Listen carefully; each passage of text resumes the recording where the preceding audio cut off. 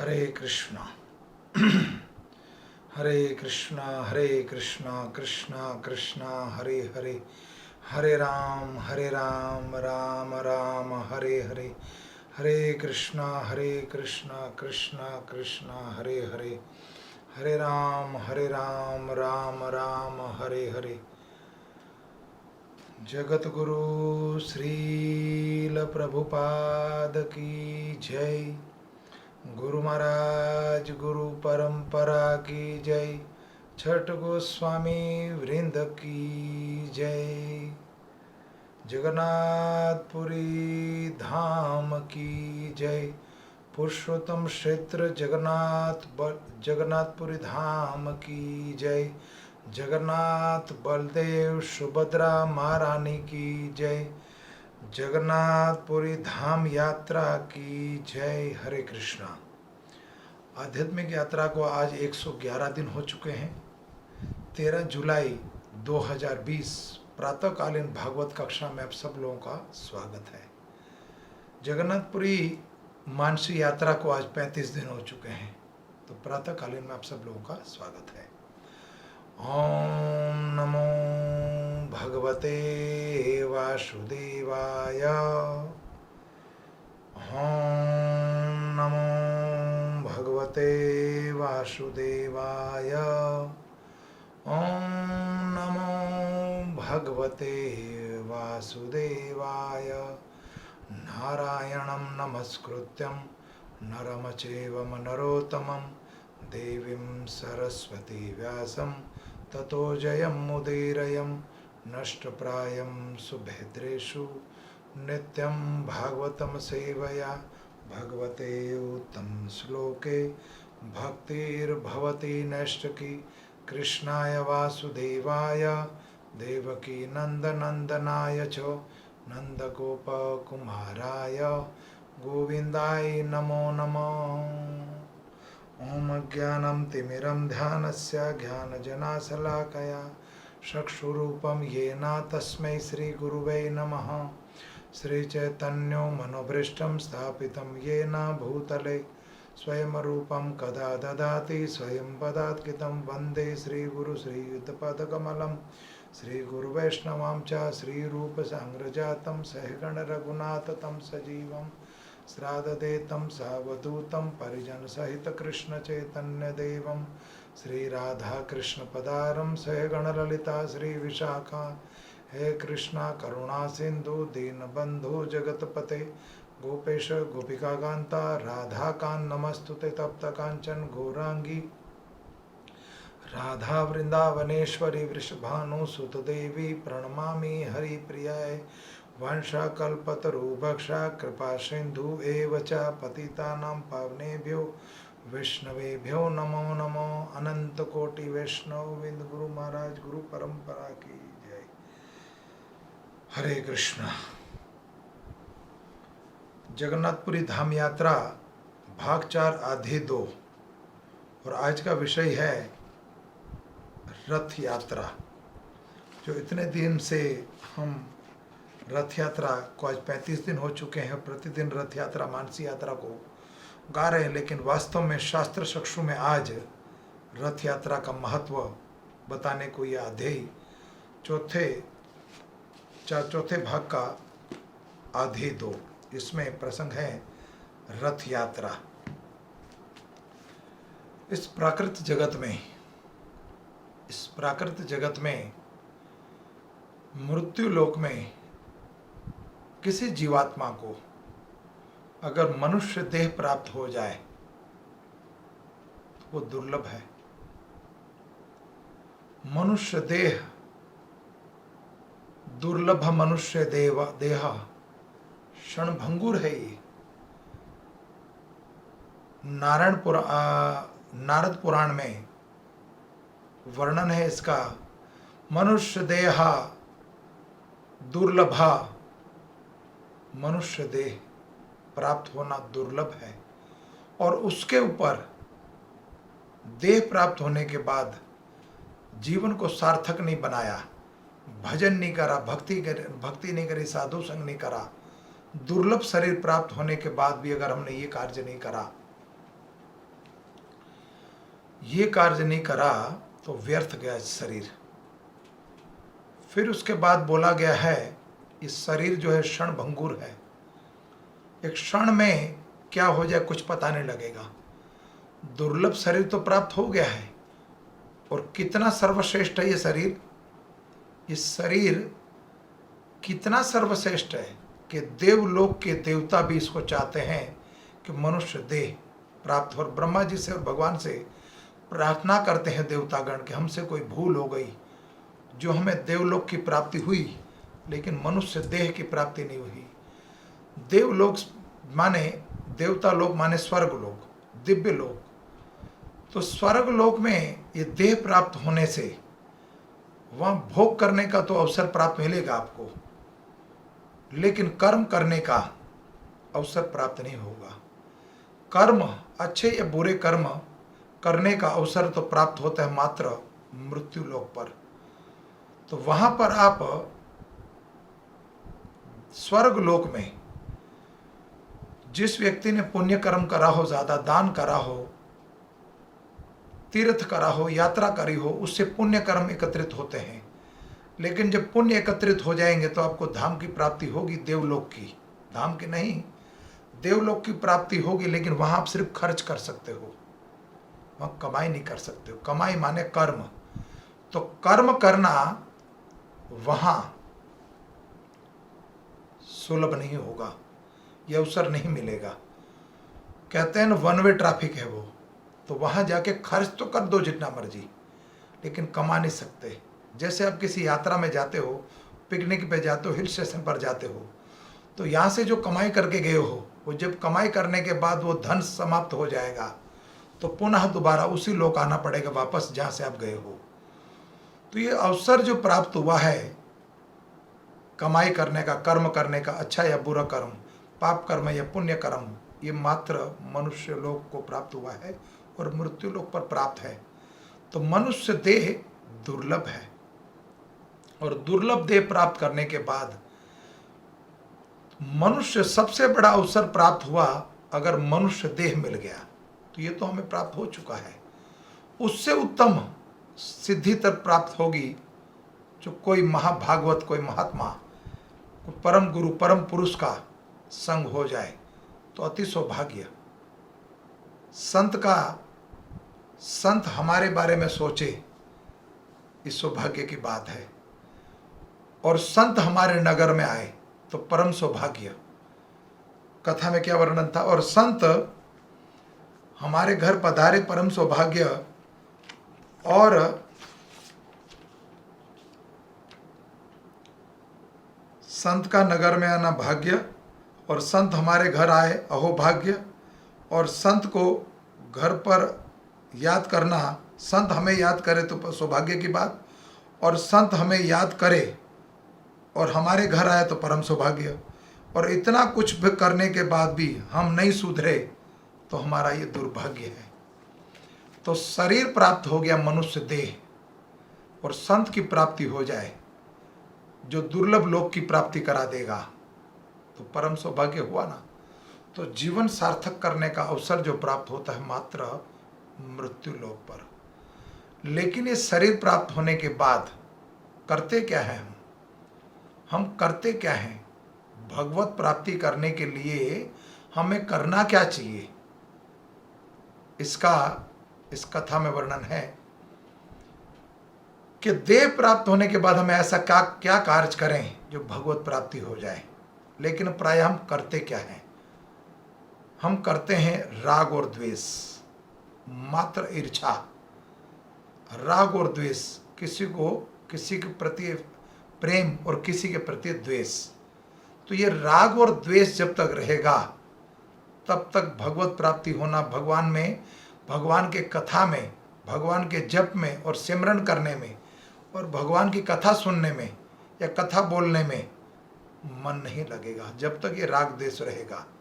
और ये मात्र मृत्यु लोक पर नहीं है, ये रोग जो है राग और द्वेष का, ये मात्र मृत्यु लोक पर नहीं है, ये देवलोक स्वर्ग लोक में भी है। वो सुरपति देवराज इंद्र देवराज इंद्र भी ईर्ष्या करता है। किससे? अगर मृत्यु लोक में कोई भजन करता है, भक्ति करता है और वो सफल हो गया ध्रुव और प्रहलाद की तरह, तो भेजता है, या कोई यज्ञ करता है महाराज रघु की तरह या विश्वामित्र की तरह, तो वो अपनी स्वर्ग की अप्सराओं को भेजता है। वो ईर्ष्या करता है, उसको ये लगता है कि मेरा पद छीन लेगा वो, भजन करके, तपस्या करके, यज्ञ करके। लेकिन उस सूरपति देवराज इंद्र को भी ईर्ष्या है। किससे? परमपिता परमात्मा से, ब्रह्मा से। परमपिता पितामह ब्रह्मा से, ब्रह्मा का पद चाहता है वो। तो वहां पर भी शांति नहीं है, वहां पर भी शांति नहीं है। जो कष्ट यहाँ पर है, किसी का कुछ अच्छा देखें, किसी की संपत्ति अच्छी हो, किसी का बिजनेस अच्छा हो, किसी का व्यापार अच्छा हो, या किसी का घर अच्छा चल रहा हो, तो यहाँ ईर्ष्या हो जाती है कि उनके घर में इतनी गाड़ियाँ हैं, इतना सुंदर मकान है, मेरे पास क्यों नहीं है। तो उनको भी ईर्ष्या है। वहाँ भी इस रोग से कोई बचा नहीं है। लेकिन अगर कोई भगवत भजन कर ले, भगवत चरणों में अपनी मति लगा ले, तो इस रोग से वो उबर सकता और निकल सकता है। तो मनुष्य देह प्राप्त होने के बाद अगर हमने भगवत भजन नहीं करा तो कुछ भी नहीं करा। दुर्लभ शरीर प्राप्त हुआ है तो जीवन सार्थक करने का यह अवसर प्राप्त हुआ है। तो क्यों ना हम भगवत प्राप्ति करने के लिए अपने जीवन को समर्पण कर दे, अपनी मति को भगवान के चरणों में लगा दिया जाए। एक हमारे पास देने के लिए भगवान को हमारी मति माने हमारा भाव, हमारा प्रेम ही, और कुछ है ही नहीं। बाकी शरीर तो नश्वर है। नासवान शरीर से हम पर उस परम पिता परमात्मा को क्या दे सकते हैं? अगर कुछ दे सकते हैं हम, तो वो है मात्र हमारा स्वभाव को सुधारें, वाणी को मीठा और हृदय को सरल बना दें। माखन और मिश्री की तरह, कृष्ण को माखन और मिश्री अति प्रिय है। तो जबान को बनाए हम, अपनी वाणी को बनाए मिश्री की तरह मीठा, और अपने हृदय को बनाए सरल, मक्खन की तरह सॉफ्ट। तो जितना हमारा सरल स्वभाव होगा, सरल स्वभाव से भजन हो पाएगा, और किसी दूसरी व्यक्ति के प्रति हमारा प्रेम प्रागट्य होगा, तो भगवान को वो भी प्रिय लगेगा।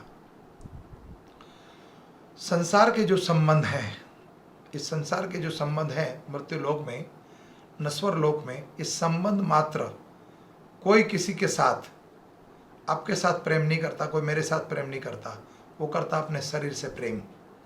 शरीर का सुख जब तक आपसे मिल रहा है उसको, आप जब तक उसको अनुकूल हो, तब तक तो आपके साथ प्रेम है, संबंध है, प्यार है। लेकिन जिस वक्त आपका स्वभाव और आपका प्रेम बदल के प्रतिकूल हो जाएगा, तो वो दुश्मनी हो जाएगी, वेर हो जाएगा। यहाँ तक कि बाप बेटे को और बेटा बाप को गोली मार सकता है, पति पत्नी के बीच में झगड़ा हो सकता है, प्रेमी प्रेमिका के बीच में झगड़ा हो सकता है। जब तक उसका अनुकूल, आपके पास उनको सब कुछ अनुकूल हो रहा है, आपके संबंध के साथ, आपके साथ व्यवहार में सब कुछ अनुकूल हो रहा है, जो उसको चाहिए वो मिल रहा है, तो आपके साथ खूब निभेगी। लेकिन जिस वक्त थोड़ा सा भी ऊंच नीच होगा, तो वो उस तुरंत ही अनबन हो जाएगी।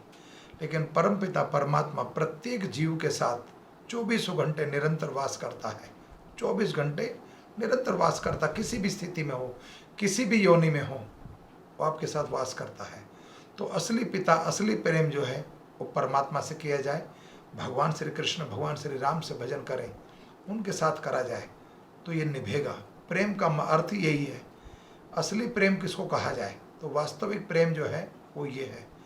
तो जब तक हमारे जीवन में राग और द्वेष है, तब तक उस परमात्मा को प्राप्त करना, उसका भजन करना कठिन है। तो अपनी मति को भगवान के चरणों में लगाइए, अपने स्वभाव को सरल बनाइए। इतने तीर्थ करने के बाद, इतनी कथा सुनने के बाद, इतनी यात्रा करने के बाद, इतना तप और दान करने के बाद हमारा स्वभाव नहीं बदला, तो हमने कुछ नहीं करा। हम जैसे पहले थे वो आज भी वैसे ही हैं। वस्त्र बदलने से कुछ नहीं होने वाला। कोई भगवा पहन ले, कोई सर मुंडवा ले, कुछ भी कर ले, लेकिन स्वभाव नहीं बदला तो आपने कुछ नहीं करा। आप जहाँ पहले थे वहीं हो, जहाँ पहले थे वहीं हो, कुछ भी नहीं बदला आपने। उसका अर्थ यह है कि हम अगर दिव्य शास्त्रों का संग कर रहे हैं, दिव्य साधुओं का संग कर रहे हैं, भगवान का भजन कर रहे हैं, कथा कर रहे हैं, जप कर रहे हैं, या फिर सुन रहे हैं कथा को, तो हमारा स्वभाव बदलना बहुत ज़रूरी है। जब तक किसी व्यक्ति को भूख लगी हो, और सामने भोजन परोसता दिया है, और भोजन परोसने के बाद एक एक निवाला एक एक ग्राही लेता जाए, और जैसे जैसे एक एक ग्राही एक एक निवाले को खाएगा वो तृप्ति होना प्रारंभ हो जाएगी। जब वो पेट भर जाएगा, उसको फिर पूर्ण तृप्ति हो जाएगी, तो उसका स्वभाव बदल जाएगा। व्यक्ति जब भूखा होता है तो शेर की भांति होता है। तो ये तो दिव्य खुराक मिल चुकी हमें। जब तक भगवान मनुष्य देह प्राप्त होने के बाद कोई साधु संग भी हो गया और भगवत प्राप्ति करने की भूख, भगवान का भजन करने की भूख, कथा सुनने की भूख, ये रसपान करने की भूख, ये जब तक आपकी ये तृष्णा नहीं होगी, जब तक आपकी ये जिज्ञासा नहीं होगी, तब तक समझ लेना हम भजन नहीं कर रहे हैं। वो तड़प जो सांसारिक वस्तु प्राप्त करने के लिए हम जितना परिश्रम करते हैं, जितना कष्ट उठाते हैं और उसको पा लेते हैं, जो यही छूटने वाला है, वही परिश्रम वही कष्ट जब तक भगवत भजन में नहीं आएगा, वो आपकी तन्मनता से इच्छा नहीं, वो जिज्ञासा नहीं होगी, तब तक समझ लेना कि आपका अभी तक एग्ज़ाम में आप पास नहीं हो, अभी तक आप फेल हो। अब प्रायः भजन सुनते हो, कथा सुनते हो, कथा पढ़ते हो, जप करते हो, तो ये तो हाथ घिसने वाली बात हो गई, और अपनी ज़बान को घिसते रहो, आंखों को मुनते रहो इसके ऊपर, शास्त्र के ऊपर। लेकिन ये सब कुछ आध्यात्मिक जो कार्य करने हैं, ये मन से, अपने हृदय से और अपनी मति को लगाना है इसमें। तो परमात्मा को पाने की भूख जो गुरु आपके हृदय में जिज्ञासा प्रकट करता है, आपको भाव प्रकट करा देता है, गुरु की कृपा से उस पथ को हम प्राप्त कर सकते हैं, भगवत धाम साक्षात जा सकते हैं, और इसी जन्म में अपने जीवन को सार्थक कर सकते हैं और गौलोक धाम की, भगवत धाम की प्राप्ति कर सकते हैं। तो हमें चाहिए साधु संग करें और साधु की वाणी में विश्वास रखें। जिसकी वाणी और वर्तन एक हो, वो व्यक्ति दिव्य है, वो महापुरुष है, वो महाभागवत है।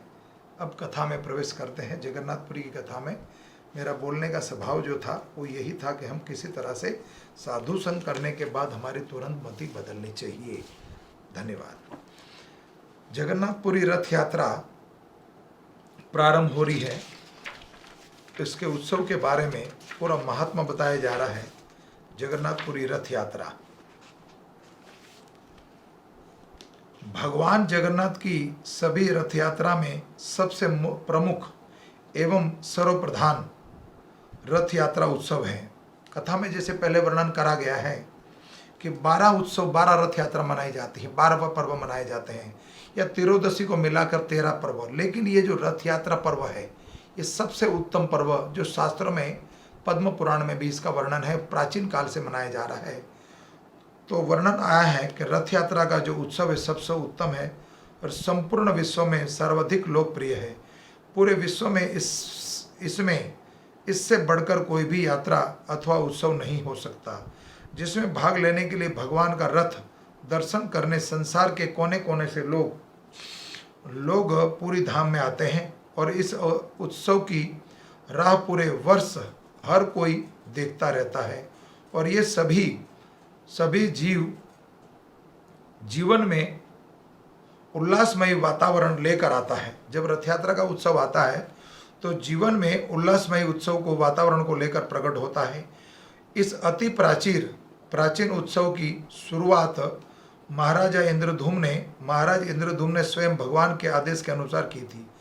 भगवान ने कहा था, हे राजा इंद्रधूम, आषाढ़ मास की शुक्ल द्वितीया को सुभद्रा और बलराम और भगवान स्वयं जगन्नाथ में रथों पर विराजमान करवाकर नव यात्रा उत्सव बड़े ही जलोत्सव के साथ संपन्न कराना तुम।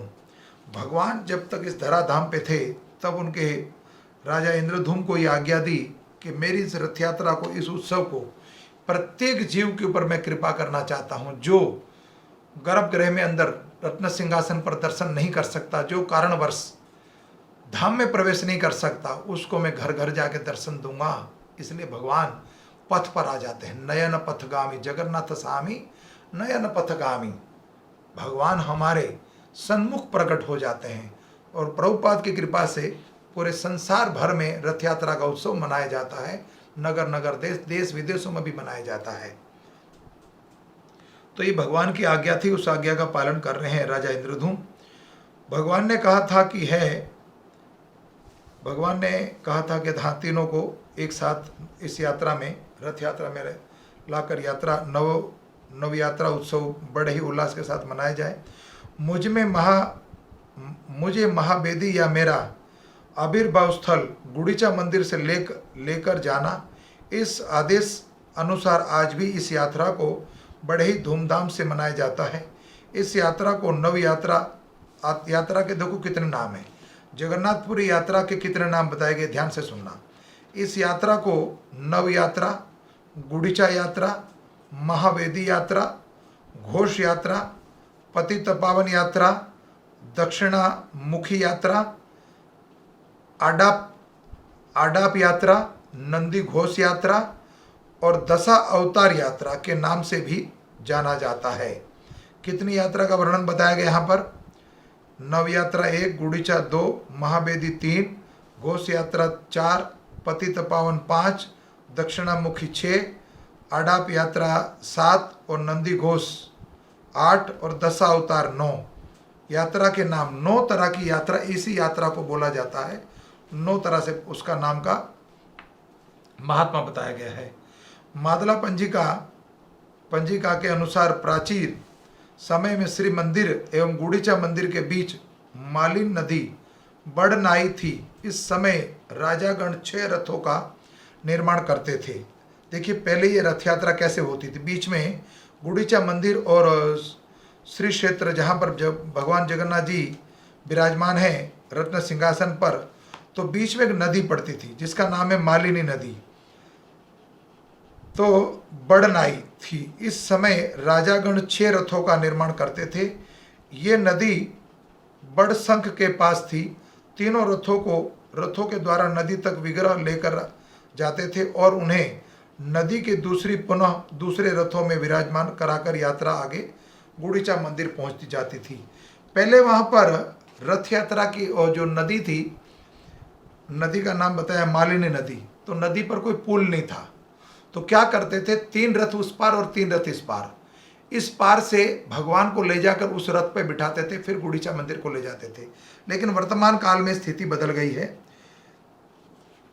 तो गुड़ीचा मंदिर में ले जाते थे। और उड़ीसा के राजा वीर नरसिंह देव ने 1238 और 1264 ने इसे रेत आदि से भरवा कर गुड़ीचा मंदिर जाने वाला मार्ग बना दिया। तब से 3 रथों का प्रचलन शुरू हो गया, माने पुल बना दिया। तो कहते हैं रेत से भर दिया था। रथ यात्रा कितनी प्राचीन है उसको जानना एक प्रकार से असंभव है। रथ यात्रा का नाम सुनने से केवल जगन्नाथ के इस यात्रा का स्मरण हो उठता है और मानो ये उत्सव जगन्नाथ से अभिन्न है। वेदों में इसके तृतीय परिचंद के 3 और 4 मंत्र को श्रील प्रभुपाद भगवद गीता में 6:34 में तात्पर्य में उद्धत करते हैं। आत्मना रथीना विधि शरीर रथ में वच बुद्धि तु सारथी वृद्धि मन प्रगहम्बे वच इंद्रियाणि हयानु विषयांचु गोचरान आत्मनेन्द्र यमुन युक्त भोक्ते त्याहु मनी निश्चण। प्रत्येक व्यक्ति इस भौतिक शरीर रूपी रथ पर आरूढ़ है और बुद्धि उसका सारथी है। मन लगाम है तथा इंद्रिय घोड़े हैं। इस प्रकार मन तथा इंद्रियों की संगति है और ये आत्मा सुख या दुख का भोक्ता है। और ऐसा बड़े बड़े चिंतकों का भी पालन कहना है। तो वर्णन थोड़ी देर पहले मैंने जो करा कि राग और द्वेष और ये चिंता, सुख और दुख इस मृत्यु लोक में लगा रहता है। फिर भी देवतागण इस शरीर को पाना चाहते हैं। क्यों? कि हम कर्म कर सकते हैं। तो अगर मनुष्य देह प्राप्त हो गया फिर पाप कर्म क्यों करेंगे? फिर तो पुण्य कर्म करेंगे ना। और पुण्य भी क्या करेंगे? कोई साधु का संग करके, महाभागवत का संग करे, भगवत प्राप्ति के लिए हम प्रयास करेंगे। प्रतिदिन कथा सुनेंगे, भगवान के नाम का उच्चारण करेंगे। यहाँ रथ सारथी आदि शब्द रूपक के तौर पर उल्लेखित किए गए हैं, परंतु यह जानना होगा कि रथ का पुरातन काल में अशक्तित्व अचित तत्व है और ये राजाओं का वाहन रहा है। वेदों में, पुराणों में विष्णु, सूर्य, कृष्ण, अर्जुन आदियों के रथों का वर्णन देखा जाता था। भविष्य तौर पुराण में प्रहलाद महाराज ने महाविष्णु की रथ यात्रा मनाई थी। हरि भक्ति विलास में उत्थान एकादशी के दूसरे दिन रथ यात्रा मनाने का विधान बताया गया है।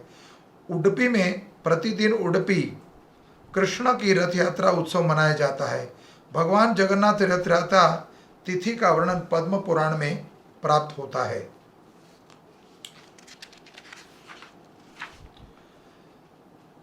आषाढ़स्य द्वितीया रथ कुर्या विशेषयन्ता आषाढ़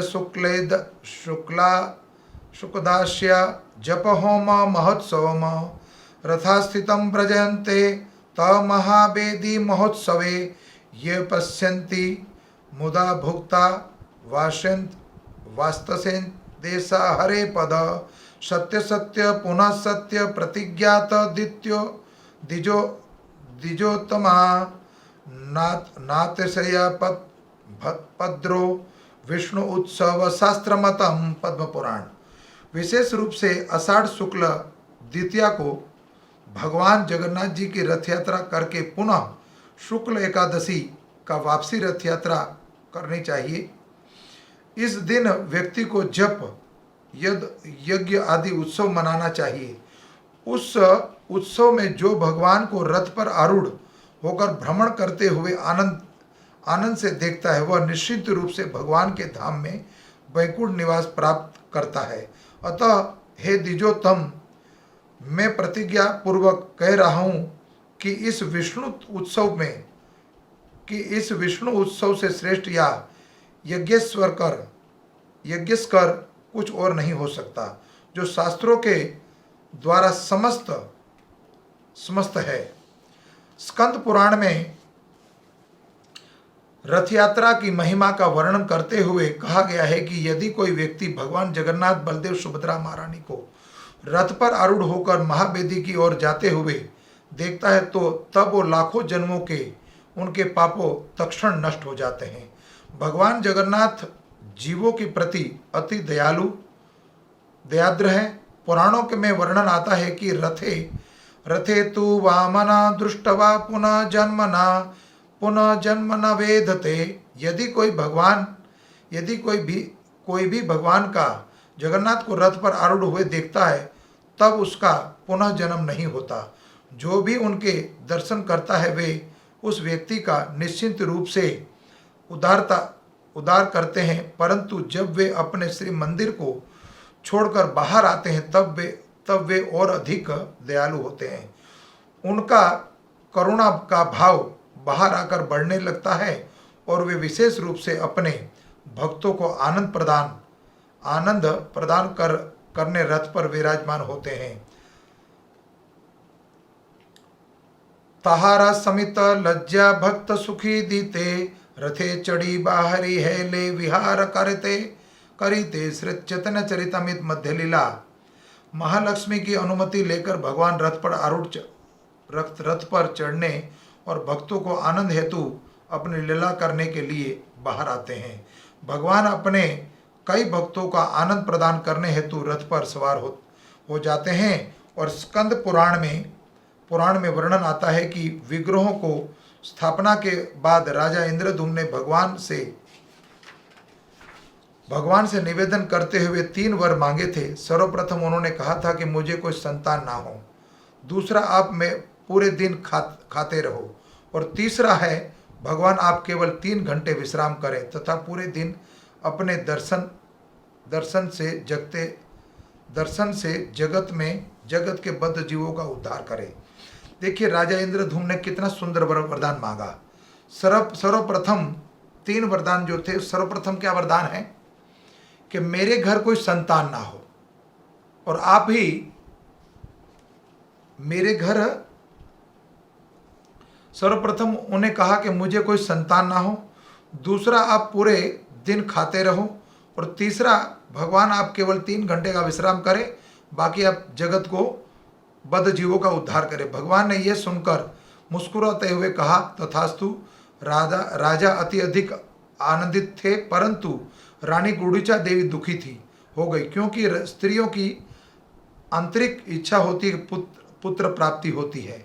भगवान गुंडीचा के हृदय को समझ गए और उन्होंने सुख देने हेतु भगवान ने कहा, हे गुंडीचा देवी, आज से हम आपके पास आकर 7 दिनों तक निवास करेंगे। इसलिए भगवान अपनी मौसी को आनंद देने के लिए आते हैं। तो भगवान स्वयं पुत्र बनने के लिए तैयार हो जाते हैं। तो राजा इंद्रधूम्न ने वर मांगा कि अगर कोई संतान होगी तो हमें झंझट में पड़ेंगे ना, इस शरीर संसार के सुख भोगने में हमें पड़ना पड़ेगा और संसार के कलह में पड़ना पड़ेगा, इसलिए हमें कोई संतान नहीं चाहिए, आप ही हमारे पुत्र के समान। तो भगवान पुत्र बनकर जाते हैं गुंडीचा मंदिर, गुंडीचा मौसी के पास। उसके बाद भगवान को कहते हैं कि आप सारा दिन खाते रहें, कि आखिर आपकी जो हाथ 56 भोग ग्रहण करो और आप जब तक हाथ धो ना लो तब तक दूसरा प्रसाद आ जाएगा, ये मैं वर देता हूँ। भगवान कोई वर दिया राजा इंद्रधूम्न ने। 56 तरह का भोग दिन में 6 बार लगता है। उसके बाद भगवान से मांगा कि आप मात्र 3 घंटे के लिए सो। रात को 12 बजे तक मंदिर खुलता रहता है और प्रातः भोर में फिर 5 बजे मंदिर खुल जाता है। तो कहते 3 घंटे के लिए सो और बद्ध जीवों का उद्धार करो। तो भगवान ने बोला तथास्तु। तो करुणा सिंधु दीन बंधु ये दीनानाथ, ये जगन्नाथ कितने कृपालु हैं।